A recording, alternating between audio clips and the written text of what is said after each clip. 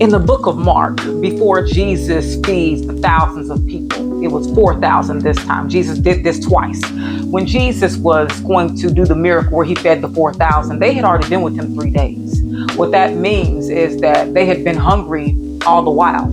And Jesus didn't stop to feed them along the way. They didn't have to go hungry. They were walking with the Lord. And Jesus said in verse 2, this is Mark 8, verse 2, pay attention. It says, I have compassion in the multitude because they have now continued with me 3 days and have had nothing to eat. And if I send them away hungry for their own houses, they will faint along the way. When I read that, it was just kind of an epiphany for me, and maybe for you too, that you can be walking with Jesus.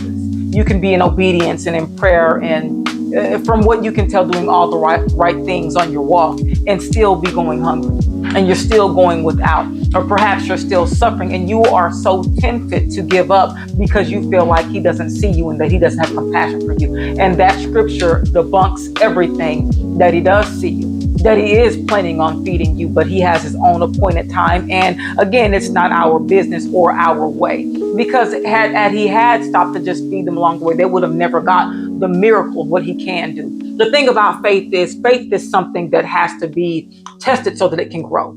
Faith doesn't just you don't sign up with Jesus and then you automatically get this great test of faith. So this is for someone. God sees you.